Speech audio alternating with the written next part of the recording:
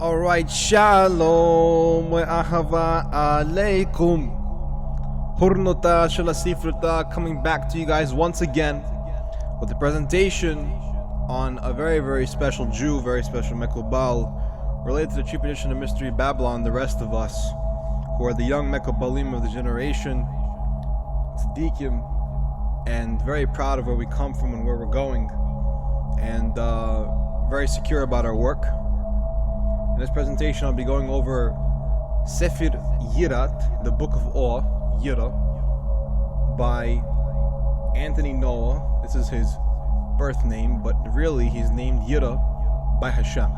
Yirah means awe, and a funny thing is that the last name, Ha'ari, literally means the lion. So you can think of him as the lion.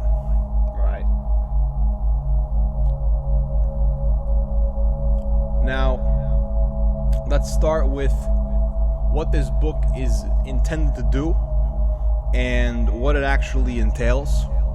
So this book is designed to reveal and elevate you in a very practical and conscious way.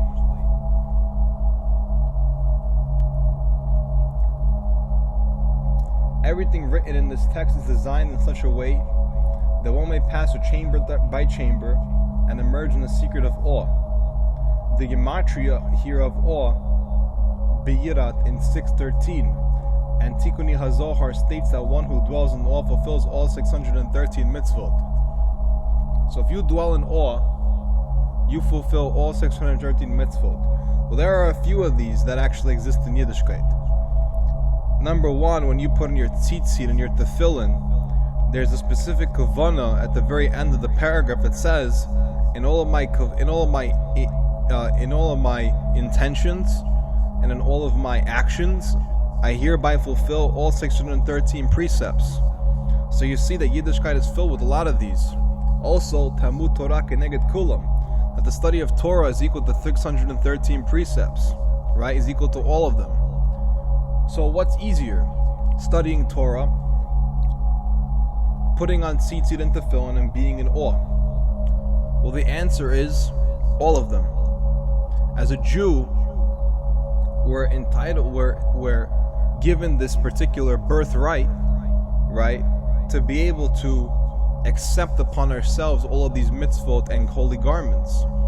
Now, some people take birth left, which is that the birth actually left, meaning you're leaving your birth and you're going off into a strange land, right, which the patriarchs warn about, but it's there. Then there's birth center, where you have some of the birthright and then you have some of the birth left, right? What you want to do is you want to have both of these aspects as well as the center column. That's the most important thing you can possibly do.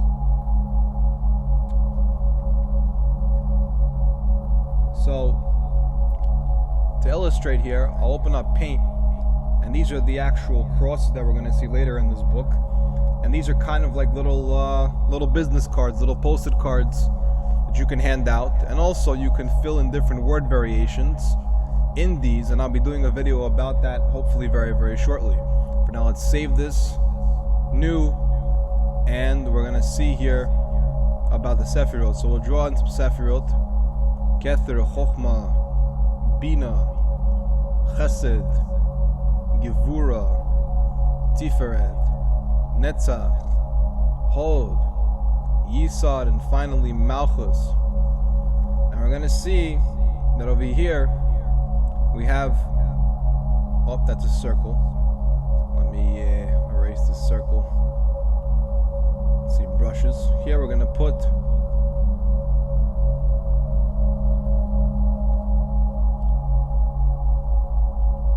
birthright, right, because it's right.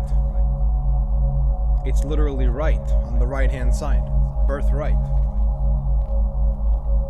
You also want to be in the state of birth left,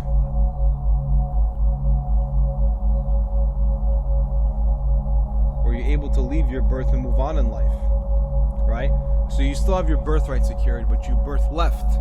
You left your birth and you're moving on in life. And of course, you have birth center.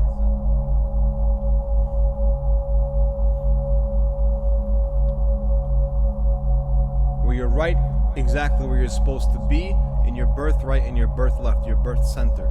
You're directly in the middle, and it's not necessarily going back to where you come from, but it's not necessarily moving on to the future.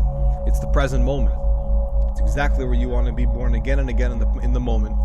As the Lord gives birth to the Lord, gives birth to the Lord, gives birth to the Lord. Now really what it should say is that the Lord begets the Lord, begets the Lord, and begets the Lord, and begets the Lord, and begets the Lord. But obviously those aspects are covered in a much, much deeper sense.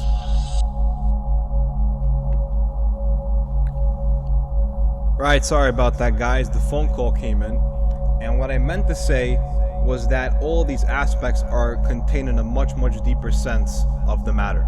Right, so we can get back to the Sefer. So, this is a secret. I have kept the Lord before me at all times. I have kept Hashem before me at all times, no matter what. No matter what the life situation is, you always keep Hashem before you as Hashem keeps you before Him. Everything lifted from never before revealed manuscripts. Now, some of these manuscripts are revealed in the sense of they came at a much previous time, meaning that I believe that Yireh was inspired by many old manuscripts to write his manuscripts. What he means by never before revealed manuscripts is that they're manuscripts that he did himself that have never been revealed. Just to clarify. So there's this little bit of advice with each section. Contemplate carefully what is written, and above all things do not reduce to it. Do not reduce anything to what it comes from. Meaning, you could describe where things come from, but get specific about details, right? Probe details and probe qualifications and questions. What things are we really talking about? How can we talk about them? Who are we talking about? And which of the things can we talk about to come to a conclusion? And it was stated the substance of everything in general, but to such a one who views everything as general, the secrets of the king are far from him. Such with any person who reads this text with the explicit purpose assume understanding. What was revealed to me here was revealed in the dream through the darkness of the cloud, by which the voice of the Lord spoke and my eyes were opened. And so here is the opening of the eyes, right? The Patach Einayim, and we look all the way up, but to what place? To the place where all eyes are fixed. But aren't all eyes fixed to that particular place in general? Right? You open your eyes, and that eyes are fixed to a certain place. That particular place that they're fixed to, if you lift them up on high, you see that high place. Here we are in that high place. Section 1, Emet, truth. Understand, Et, 22 letters plus Mem. The 22 letters divided into 3 mothers, Aleph, Mem, Shin, 7 doubles, Daled, Reish, Gimel, Fei, Kav, Beis, Tav, an elemental, which is Ayin, Yud, Lamed, Hey, Samech, Het, Nun, Vav, Kuf, Tet, Sadik, Zayin. Every letter is a chamber with a lock and a key. Meaning that every single letter has a particular closed off section of it that you can't see, and as you probe deeper and deeper into these sections, they open up to you more, and more aspects of the letter are drawn out to you, concealing the very laws of existence. So as I've said before, the Hebrew language is the highest currency, which describes all of reality, right? By the word Hashem revealed himself. It is written in Tikkuni HaZohar, the king may not be seen except in his house, more so in his chamber, by which one would enter gate by gate, key by key, unto the innermost chamber where the secret of the king awaits the all who merit that state. And said to him, go throughout the city of Jerusalem, Yerushalayim, and put a mark, Tav, on the foreheads of those who grieve and lament over the detestable things that are done in it. Right? So we go to the Sephirot in the High Chokhmah, and we see that the output of Tav is obviously in Chokhmah. Those whose wisdom increases, those whose learning increases, those whose application are constantly increasing, are given this Tav mark because it's Chokhmah's output. What do I mean by output? Well, everything that comes after the Tav itself is technically considered output. So not only are you really saying that the output is through Chokhmah, but the output itself is output. The output of Chokhmah is output itself. So if you're constantly outputting and sharing things, you have the highest merit of state of Chokhmah, which is called the inner chamber, or the secret of the king awaits all those who merit that state. Related to the opening of the eyes, related to where exactly that place is that all eyes see. Right, and this is from Yechezkel chapter 9 verse 4. We start off with the mother letters, 3 mother letters. Shin represents fire, has a s sound, like high frequency. This is the tongue. Right? So whenever you touch fire, there's a tss, right? Or a shh as it blows in the wind. Aleph, A, air variable. This is what it means. Mid-frequency, throat, right? And we see that all things start with that, in the air, start with the sound. Even through the wind, you can hear the wind blowing through those vavs, right? We're going to talk about the vavs in a little bit. Mem, M, water or earth, low frequency, so is high frequency. Is mid frequency, and is low frequency, right? Right? So that would practically be the highest state and the highest letters and highest variables. These 3 letters are called mothers in the secret of Shin Aleph Mem, their mother. This is because all other letters, sounds, and principles exist only as a direct result of these first 3 letters, as all the other letters require the lips, throat, and tongue to produce its sound. Same thing with the color scheme. All colors really start from yellow, blue, red, and technically brown, right? Those 3 primary colors. All colors can emerge from those colors, and by the way, those colors are abstract, but these principles and letters are not abstract. They are very real, and we're going to find out in a little bit exactly what these 4 variables represent, but just know that they're the elements: air, fire, water, and earth. It's not a coincidence that these are the 3 mother letters, right? They come from their mother, right? Emesh, or Sha'am, right? Now, the letter Aleph in English is the letter A. When it is used, it denotes either air or variable. Examples of its use are seen in the Hebrew word for air, avir. And similarly, in the English, we see the word air, breathe, A, atmosphere, A, and we see it used as a variable in the case of eretz, land. We also see it in words like bag to denote variable within or anything, or variable itself with an A, bag has A. Notice the A, the actual archetype of A being in all these words, and other such words. Understand each and every letter in a word denotes a specific principle and its function, right? So, each and every letter, like a scientific formula or a principle like chemistry, denotes a specific principle in its function, meaning that the function itself is derived from the letters themselves. Like Aleph means air, or variable is a principle, but its function can be to separate, as we're going to learn soon, right? This letter corresponds to the sound A and is equated with the throat, which takes in A, Aleph, air variables, whether breathing air or eating or drinking or speaking variables, right? And by the way, in terms of eating and drinking, it's kind of like when you eat and drink, you don't really breathe because it's a different pipe. Or speaking, right? When you speak, you have that inner and outer that can come in, but you're generally speaking outward, right? So it requires air. Food and drink has air inside of it, right? Water takes up an airy space, but on top of that water is air. What's surrounding your food is air, right? The passage in which you're eating and drinking through is air, right? So that's a very, very important principle. Let's come to the next letter. The letter Mem. Here's what it looks like. In English, the letter is M. It is written in 2 ways, final Mem and regular Mem in Hebrew, each denoting a separate principle. The first Mem, which is like this, will be discussed, and it is the image of water from which we get the word mayim, water, right? This is the secret of the verse. I named you Moses, Moshe, I found you in the mayim, water, as Moshe or Moses begins with an M or Mem. In English, we see Mem used as water in the words marina, milk, mouthwash, and mercury, all water-based substances, right? You have a ship in the marina. Milk is a watery-based liquid, mouthwash is watery, and mercury is watery and flowy. Out of his mouth the sound of many, many waters. Out of the M, mouth, right?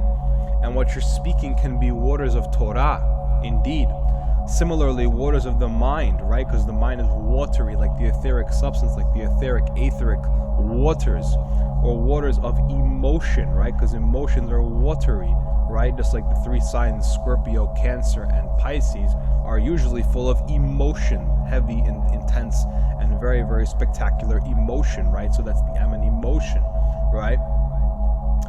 This is the next principle. So we discussed air, water. We're going to discuss earth. The letter Mayim, M, for earth. We see this in the Hebrew word Adam, and it is known that Adam was made from the dust of the ground. In English, we see it in the word mountain, man, money, masonry, mall, and army, all having to do with the ground. Mountain is in the ground, man walks in the ground, money comes quintessentially from the ground, because where else are you going to get the gross domestic product from? Masonry, the ladders are on the ground, the mall is on the ground, and the army walks on the ground. Though Mem is written in two ways, Mem representing the water and the earth respectively, we will find that they are united in principle, as well will be demonstrated and understand that they are united as one, right? So these two principles of the Mem and Men Sofit are really one principle, and they're going to be separated by one of the four specific letters that surround this inner spoke of this particular aspect of the cross, right? To which, when you open your eyes, all places will go to that particular place, right? So now, here is that principle of Mem and Mem Sofit. Regular Mem, which is here, right? And Mem Sofit, which is here. Understand that it was stated these two are together. Similarly, we see land and sea. Look at the picture here. We see land, Mem Sofit, in the sea. Regular Mem, right together. Literally in the diagram, right next to each other. Right? That is what is bugged out about these four principles and how they're arranged. The four mother letters. Similarly, we see land and sea. The mouth takes in both liquids and solids. This is true. The stomach with an M processes liquids and solids. This is true. We see this in words like Marine Corp. As it identifies, it deals with both land and sea. It sounds with the mouth, which is low frequency, right? And here we're going to get to fire, okay? So we discuss air, water, and land, and the principles of how land and water are next to each other. The letter Shin for fire, in English S. We see this in the Hebrew word Esh, fire. Similarly, that which is placed into a fire is reduced to ash. Indeed, the ash reduces to ash. They sound phonetically similar.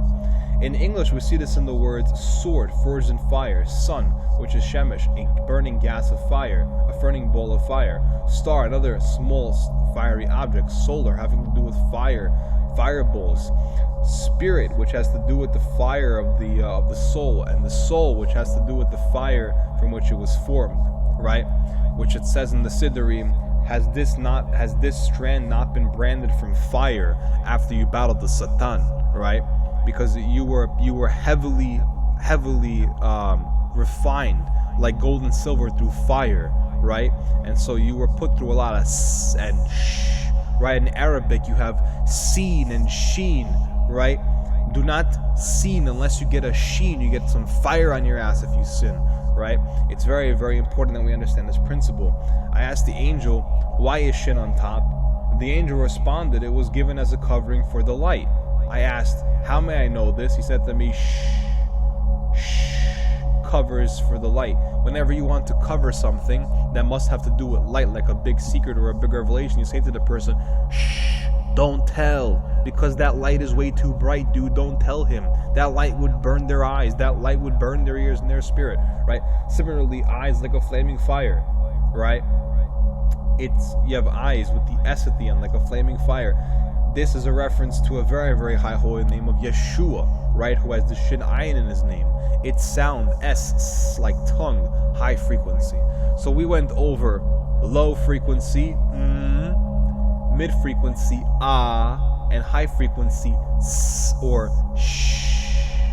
And then we have the lowest of frequency, which is really but that is a sub which is exactly why the Mem Sofit looks like a goddamn subwoofer.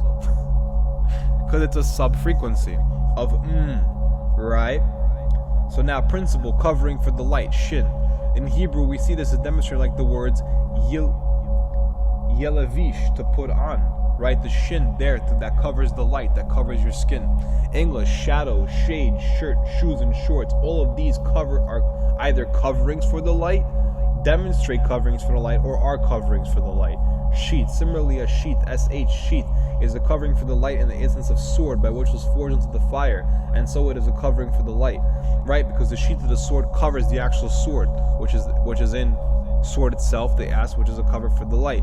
Shadow, similarly a shadow is covering for the light, is a covering for the light, right? Because shadows cover light, right? Shirt, similarly a shirt is a covering for the body, as with shorts and shoes. You get the whole covering of the light thing. Flash, shin, and similarly during the flash there is a covering of light, of the light. So now we denote here in the book that air is aleph, liquids, mem, fire, shin, and solids, mem, sofit. The principle is that aleph separates mem from shin. Repeat after me, aleph separates mem from shin. This is the first principle of one of the highest mysteries you can possibly solve in the universe. Why? Because as we're going to learn later, it extends to infinity times this way, infinity times that way, up, down, back, around, beginning, end, evil, good. The entire 5-dimensional hypercube axis accepts these principles. So you're going to want to take them on your journey, right? Such is the mystery of the Holy of Holies, as the menorah, which is fire separated from the shubred mem by the altar of incense. Some crazy shit. You can't fuck around with that, right? Look at this for a second. The air for the altar, the mizbeach, separates the liquids, the mem, the shubred, from the fire of the menorah. Mamash. And this solids, mem sofi, looks like the ramp outside of the temple. You can't fuck around with this. You just can't fuck around with it, period. It's not a joke, okay? And so, how can we get into a state of true awe? It usually starts by some type of pachad, or some type of sense of fear, and that fear is then transmuted to awe once you realize exactly what's being spoken about. Okay, so such is the mystery of the Holy of Holies. Again, as the menorah, which is fire, shin, is separated by the shubred mem, by the aleph altar of incense. This law of existence was before the light, as this too is divided in its likeness. Yellow aleph mixes with both red and blue, right? So what the Kaihan is doing, he's taking some aspects from the shubred and some aspects from the menorah, and he's putting them into play together on the mizbeach before him, right? Now the aleph here can also denote the aron. It could also denote the aron that's standing in the Holy of Holies, okay? Dividing the seasons, summer, shin, from winter and fall, spring, mem and mem sofit by aleph. The same exact principle applies, okay? You have shin and fire, right? Fall and spring, shin from winter, and fall, mem and mem sofit by spring.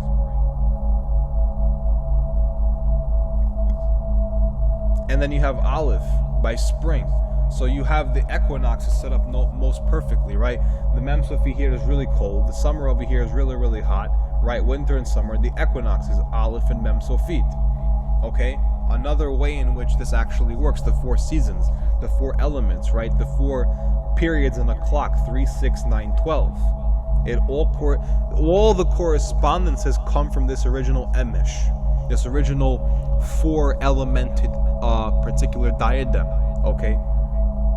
Once more, it is beyond space and time, as I've said, as will be demonstrated by every planet, solids and liquids, mem and mems will be separated by a central star, shin by space, aleph. You can't have light on a planet otherwise the planet would die. So even if it was or it wasn't inhabited, you must have solids and liquids, mem and mem sofit, separated by a central star, by space, aleph, right? What does he actually mean by that? Well, let's continue for a second. Every creature in existence will be determined by its aspects, including what would be latter the design of the individual parts to which are constructs, in the image of aleph separating mem from shin. This being the tree of life, which what the constructs are in the image of. So the tree of life reality is what Yirah is cleaving to here. It's the same thing with Chief, same thing with Kayin, same thing with Shaul, right? Same thing with Abe, same thing with Scott, okay? We're all cleaving to the tree of life reality. And the tree of life reality has constructs in it, and one of those constructs is Aleph separates Mem from Shin. So it's how imperative is it for us to understand this construct. Blessed be Yirah for actually producing Sephirim like this. May he be very blessed. Indeed. So we see here an image. Every planet will be liquids and solids, Mem and Mem Sofit. This is the earth, which is basically land and water. Mem and Mem Sofit, as we said. Separated from a centralized star, Shin. There you go, there's your Shin right there. By space, Aleph. Right here, Aleph separates Mem from Shin. You go outside, right? And let me just proceed here for 2 seconds.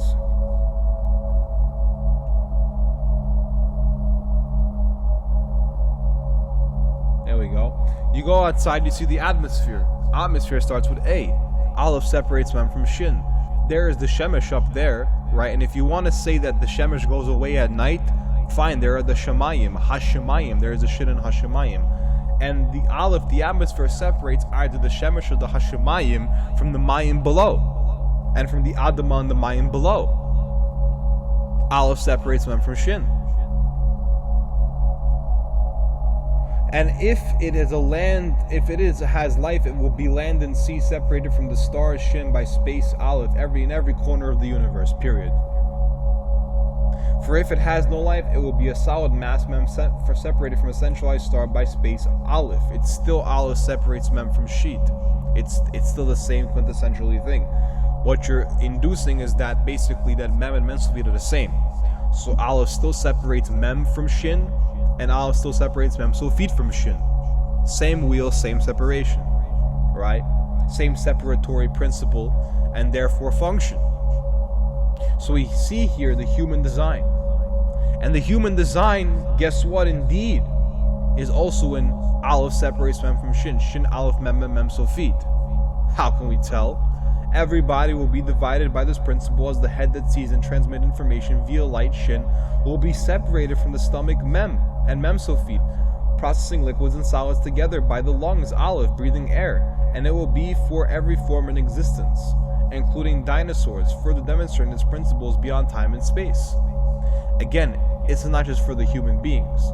Every bird, every animal, insect, fish will all be divided in this likeness, demonstrating the quantum share or nature of these principles that precede creation. So these principles are really quantum. They're not binary. Now, Chief comes down and says that we live in a binary universe, quintessentially. And we open up the Taita and we see that the base of the Taita, the first base of the Taita is binary. It's 2. And yet Bereshis assembles the entire cross. How can I tell that Bereshis assembles the entire cross? Very simple. Well, we have Bereshis. Like that. I'm going to draw it with the Nikudim. Just to show you guys. There we go. And Yotov. So it happens like this. You take the Shva from the Bereshis, including the dot in the middle, and you draw it as such. Shva and the Dagish. Then you take the Tzedi from the Reish and you draw it like this. Notice how it looks now, how that spells bar, and this looks like a cross section. Not a coincidence. Then you take the Aleph and notice the 4 points of the Aleph make a square. So you make a square. Notice what it's drawing, notice what it's making. Then after the square you have a Shin. Shin has 3 prongs, so we do 1, 2, 3. Then we take this particular principle and we copy it on all 4 sides. Right? How do we know what the Tav? That's how we know. 1, 2, 3, 1, 2, 3, 1, 2, 3, and 1, 2, 3. Then we go back to the beginning, and we copy the Shva one more time as a loop function, okay? And then the rest of it is Rashit, their heads. So one more time, the first initial construct of Bereshis, including a second rerun of the base, is the way to construct the actual cross. Then it spells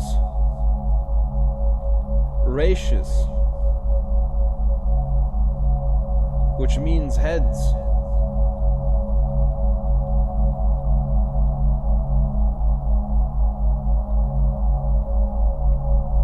Are we understanding how Bereshis assembles the cross? Now Bereshis also assembles the highest Atira diamond that can possibly be assembled in terms of all architecture and geometry straight from Melech David. Bereshit assembles that too. Indeed, Torah Shemayim, you ride upon a gimel, you come to that destination. Bereshis bara Elokim the Shemayim v'to Aretz. And so that being said, I believe we can proceed. Okay. It is written, I have kept the Lord before me at all times. And so the conscious recognition of his all places him before as at all times. He is one, and we in this universe is one. And I remember my friend Kat, and we were rendezvousing on this one subject about God, and we wrote a poem called We Is Him. We Is Him. And what's crazy about We Is Him is that he is one and we are one. We in this universe are one. If we're both one, then we is him. We as a collective of souls, as beings, are really the creator, and the creator is us. What a really intense and amazing partnership. Now you can call me a heretic all you want, that's fine. You can have your own opinions, no one's stopping you. But all I'm going to say is that we have equivalents of forms of the creator, right? And the creator trusts us to use our creative abilities to do good into the world, right? Especially by sharing these principles. Especially by sharing, right? So you have the human body. Shin corresponds to the eyes, Aleph to the nose, Mem to the mouth, and the Mem Sophie to the rest of the body. Okay? Here is another close-up view. Same Aleph, Mem, Shin, Mem, Sophie. The face is divided in the same likeness, the same fractal pattern of Shin, Aleph, Mem, Mem, Sophie. The eyes, Shin, See, light, are separated from the mouth, Mem, solids and liquids, by the nose, breathing, Aleph, air. It will be like this for every creature in existence, whether an alien or friend, animal, angel, demon, or any other thing placed before you. It will be above all things the reflection of this principle, and by default less than the principle itself. And as such, every god that has an image in a religion will all be under these principles, and thus less than united by the source of all. The source of all being Bereshis. As I've said again and again, that our Torah bank includes all of scriptures of all of humanity and of all kind throughout the history of writing. Why? Because it is the source text for all things, that is, as the Torah preceded the universe. This is under high authority, right? This principle will be touched upon and expounded upon later in section 4. So now we're going to learn about a little bit of plants. Okay? So we see here the same principle, Aleph separates Mem from Shin. Every plant in existence will utilize photosynthesis, Shin, covered by its respective absorbed light, separated from its roots, Mem, Sophie, taken in liquids and solids, by its leaves, Aleph, converting atmospheric substance. Whether grass, tree, bush, kelp, or otherwise, its likeness will be after this principle, and there will be no division. Us and the environment we live in are one. Being able to consciously recognize divinity in existence is the gift of the king, right? Once again, being able to consciously recognize divinity in existence is the gift of the king. What is likewise the gift of the king? Being able to see heaven in earth. To be able to be here on earth and see heaven, To be able to be in existence and see divinity, to be able to be in darkness and see light, is the gift of the king. One of his most meritorious chambers. It is written, the beginning of wisdom is yirat of Hashem, is yiras Hashem, is the yirat awe of Hashem.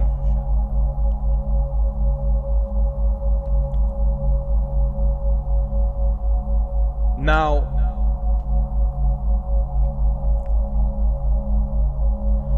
we can get into the double letters here,